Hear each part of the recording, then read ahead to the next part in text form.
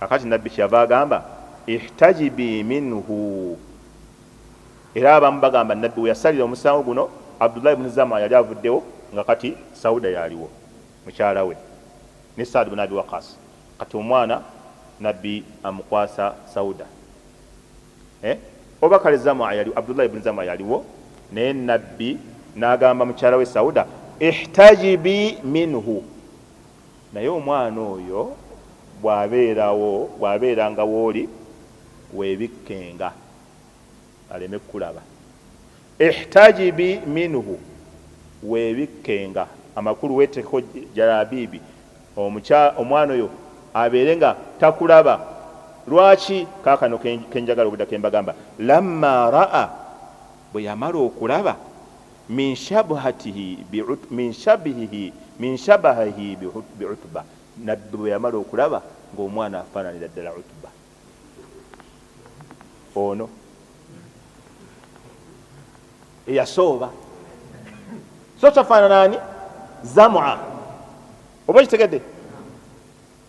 Nabbi bwe yalabira ddala ng'omwana afaananaani, kubanga ne Saadi jjukira wali nakugambye dda, Saadi bwe yatunula ku mwana, ono mwana waffe, ng'omwana yamala yaani Utba.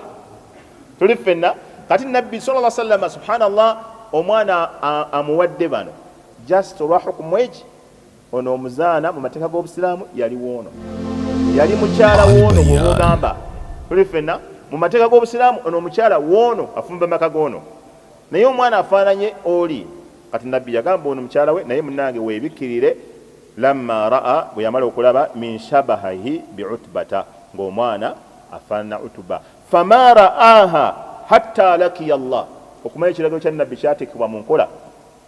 Fama raaha, oyo omwana tiyalabako ku Sauda feesi ye hatta lakiya Allah, tusalu yafa tiyamulabako bafaanana.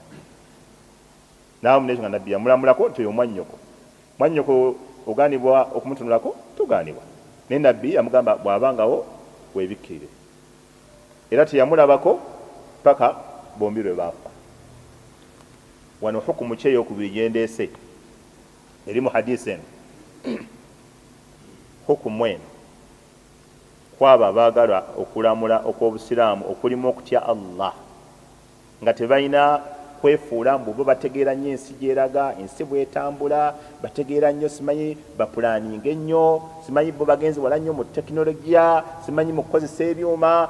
Wano fatuwa eno yali egamba, kanjikuvunulire nkutegeeze kyetegeeza mu Luganda, DNA ne bwevaayo ng'eraga nti omwana si wuwo, naye ng'omukyala yali wuwo, omwana wuwo.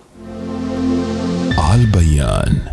Oba mukategeddako nkaddemu, omukyala nga wuwo wamuwasa mu mateeka ga Busiraamu, singa omutwala, kubanga abalala bangi bayogera ebigambo, naye ffe situfaayo ku bigambo, ffe tufa ku bwino munnange. Bwe tosobola tusimbula ku kituliko okujjako na bwino. Kino nabbi kyeyakola wano kitwale nti DNA results zaavaayo, kyobola kye kyamugambisa weebikkirire, nga ne nabbi akirabidde dda nti omwana nafaananaani ye DNA okulaga results ti omwana wuuli. Naye bingi nti baamuzaala mu mukyalo omufumbo, ayina amaka gaafumbamu, omwana nabbi yamuleka yeeno. Okitegedde mukwano gwange? Kirikiriya nabbi omwana yamulekayo. Lwaki?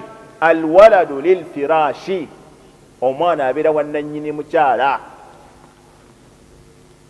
Kati abo kibaduguda okulabirira abatali babo olyolerere era obusiraamu bannange, obusiraamu mutereeza ensomesa. Gwogamba ani okutereeza ensomesa nga nabbi ayogedde? Nabbi gwogamba banne bwe kiteeke mu bwongo. Lwaki nabbi yagamba Sauda nti omwana oyo bw'abeerawo weebikkirire?